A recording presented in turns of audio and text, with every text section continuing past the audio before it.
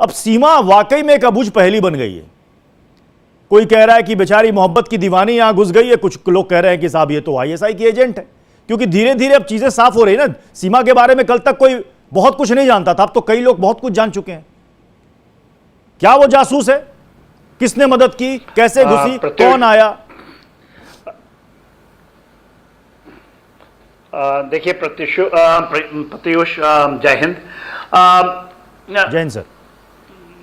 देखिए, जो आप सवाल कर रहे हैं, जितने फॉल्ट लाइंस हैं जो सामरिक तरीके से हम देखते हैं, जिसमें जासूसी हो या नेशनल सिक्योरिटी, चाहे इंटरनल एक्सटर्नल्स हो, तो फैक्ट्स एंड फिगर पे स्टैब्लिश होनी चाहिए। देखिए, इनकी इतनी फॉल्ट लाइंस हैं, और आप ही और देखिए लगातार ये चल रहा है इंडियन टेलीविजन के ऊपर में। वो केवल आपको उन फॉल्ट लाइनों के ऊपर में बहुत ज्यादा जोर देने की जरूरत है। देखिए, सबसे पहले तो हमारी अपनी कमजोरियों की तरफ जब हम देखते हैं, ये कैसे हमारे पूरे बॉर्डर को क्रॉस करके कैसे आ जाता है नेशनल कैपिटल के पास में, उस सेंसिटिव एरिया में जहां पर आपका हिंडन भी आता है, वो आने वाला अभी जेवर एयरपोर्ट आ रही है, उस जगह में आकर के वो रहती हैं। और वो एक वकील जब ये इन्फॉर्म करता है तब वो नजर में आती है और वो हाथ चढ़ती है, और उसको विद इन 48 आवर्स उसको नेवडा पुलिस ये कह देती है कि कहीं शक नहीं लगता। तो देखिए, ये हमारी फॉल्ट लाइंस हैं और बहुत बड़ी फॉल्ट लाइंस हैं। तो मैं तो ये लेके चलता हूं 5 पासपोर्ट, 4 मोबाइल, हमारे पहले जो हमारे देश के सुरक्षा के अधिकारियों के साथ भी संपर्क करने की तरह पबजी खेलना, उससे भी ज्यादा वो जो सचिन मीना है जी, जो कि जाता है नेपाल में, लेकर आता है 2020 से लेकर के आज तक। तो मेरा तो ये मानना है कि पूरा एस्टैब्लिश्ड है। इसमें क्या एस्टैब्लिश करना है कि ये कोई तरह की एजेंट हो, चाहे आईएसआई की एजेंट हो या क्या है। ये लव स्टोरी तो नहीं है। अच्छा, ये लव स्टोरी तो किसी भी हालत में मुझे तो नहीं लगती है। 4 बच्चों के साथ कौन सी लव स्टोरी चलती है आपकी? किस तरह से आपकी मैरिज होती है? और कौन है ये सचिन मीना कि इतने 4 बच्चों का वो पूरा खर्च उठाने के लिए तैयार है? और कौन सी ऐसी लव स्टोरी परवान चढ़ी है? तो हमें फैक्ट्स एंड फिगर पे वो तो कह रही है के सिन्हा सर, आपने देखा होगा उसने राष्ट्रपति से भी गुहार लगाई है, शादी की एक एल्बम उसने दिखाई है, और वो कह रही है कि मैंने पूरे हिंदू रीति रिवाज के साथ यहां पर शादी कर ली है और मैं यहीं रहूंगी। अगर मुझे जेल भी भेजना है तो हिंदुस्तान के जेल में रहना पसंद करूंगी, मुझे यहां की नागरिकता दे दो। ये तो जब कोई फंस जाता है तो इस चीजों को तो करेगा ही।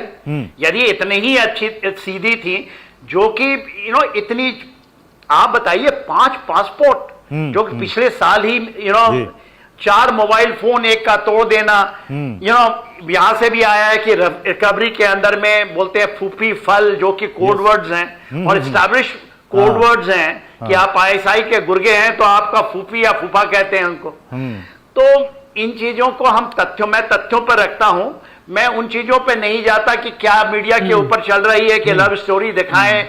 हमारे राष्ट्रपति से आप क्या गुहार लगा रही हैं अभी जब आप पकड़ी गई? इन्होंने पहले नहीं बताया ना, ये कहना कि देखिए डीआरडीओ के एक साइंटिस्ट का आपने अभी देखा होगा, कुछ दिन पहले आया था, जिसमें एक ब्रिटिश नागरिक की उन्होंने उनको जाल में फंसाया। वो भी एक वेटरन है, रिटायर्ड है, और आज का गेम प्लान ऐसे ही चलता है। और खास करके इकरा जिरवानी का है, इसी सिंध इलाके से वो आती हैं। वो भी आपके बैंगलोर के वेरी सेंसिटिव एरिया में जाती हैं एक और किसको फंसाती है वो फंसाती है एक जो वहां पर आजकल के सिक्योरिटी वाले हैं, मुलायम इलाके में सिक्योरिटी का मुहैया करवाते। मुलायम यादव, मुलायम सिंह यादव नाम है उनका। वो और उसके पास उसके भी सारे दस्तावेज, भारतीय दस्तावेज भी, वो भी पूरे के पूरे, वो ऐसा नहीं है कि एक्चुअल उनके पास दस्तावेज है जी। चाहे उसकी कोई भी कार्ड लोग कर लीजिए, वो सारा फॉर्ज है। तो एक बहुत बड़ा है नया, ये पूरा करवट बदल रहा है अभी, जो कि देखिए जो आईएसआई है वो किस तरह से अपने रंग को बदल रहा है, क्या मॉड्यूल वो तैयार कर रहा है, ये मॉड्यूल कितना फैल चुका है, ये देखने की बात है। आज हम पूरा का पूरा कंसंट्रेट कर रहे हैं। पाकिस्तान से जो पत्रकार दानियल जिलानी जुड़े हैं, दानियल साहब आप सुन रहे होंगे के सिन्हा सर को। जी बिल्कुल, डिफेंस एक्सपर्ट है, और उन्होंने जो बातें बताई वो शक तो पैदा कर रही हैं। भाई पाकिस्तान की मीडिया के अंदर क्या चल रहा है वो तुम दिखा रहे हैं, वहां के लोग खुद कह रहे हैं कि एजेंट है, लेकिन डिफेंस एक्सपर्ट हमारे कह रहे हैं कि इसको आप ये नहीं कह सकते कि संदेह के आधार पर इसको छोड़ दो, शक तो है। एक मिनट, मैंने आपकी बात बड़ी तहम्मुल सुनी और मैं उम्मीद करता हूं कि बात भी आप तहम्मुल सुनेंगे। लेकिन मुझे हंसी आ रही है कि इंडिया जिस तरह से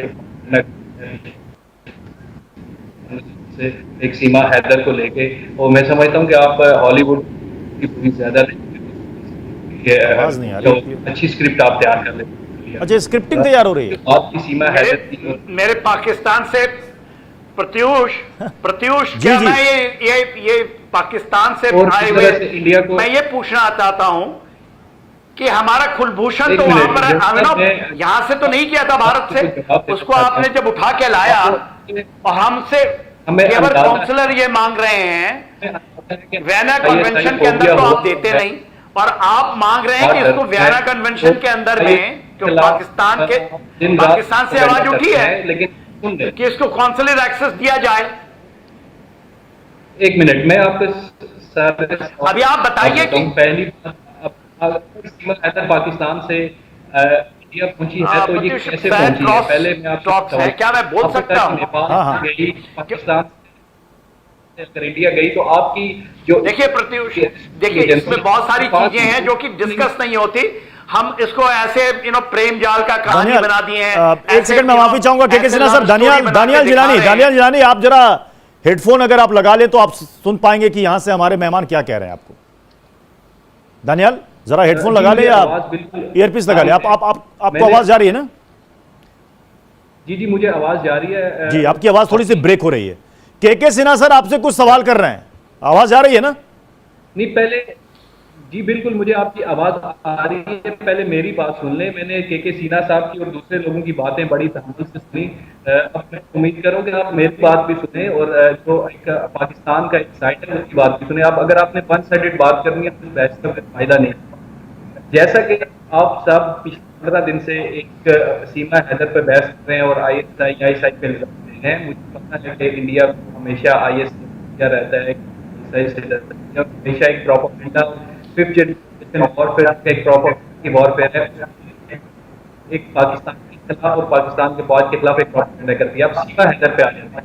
मेरे जनरल साहब से कुछ सबसे पहले सीमा हैदर ने कहा जी मैं सिंध के इलाके में रहती हूँ, लेकिन हैदर का पूरा एक्सेंट जो है वो सिंधी एक्सेंट नहीं। दूसरी बात आपने कहा जी पाकिस्तान से आवाजें उठ रही, मुझे बताएं कि पाकिस्तान मीडिया में तो सीमा हैदर का तो जिक्र ही नहीं किया जा रहा, पाकिस्तान सोशल मीडिया में सीमा हैदर का जिक्र किया जा रहा। आपने 2-3 क्लिप्स दिए और वो जो क्लिप्स से आपने एडिटिंग की कि सारे पंजाब एक्सेंट के क्लिप थे और सीमा हैदर सिंध में रहती है, आप कह रहे हैं कि वो लोग हैं वो सीमा हैदर। तीसरा सवाल, अगर आपकी आवाज थोड़ी इको सी हो रही है, मैं पीसीआर से कहूंगा कि थोड़ा कुछ टेक्निकल ग्लिच है। ऋषि और नितिन हमारे पीसीआर के बंधु थोड़ा ठीक करवाइए, आवाज इनकी इको हो रही है, समझ में नहीं आ रही है। जी बासित अली कुछ कहना चाह रहे हैं। बासित अली आवाज जा रही है? मैं जी मुझे आ रही है। मैं सिन्हा साहब से कहना चाहूंगा सर बहुत अच्छी बात की सिन्हा साहब ने। मैं तो देख रहा हूं इधर सब तरफ एक ही साइड की बातें लोग कर रहे हैं, लेकिन ये पहले बंदे मुझे अभी नजर आए जिन्होंने दोनों साइड को देखा। मैं sir great thank you for that कि उन्होंने कहा कि अंदर अगर अब आ गई है हमें इस साइड से भी देखना है कि अब उसे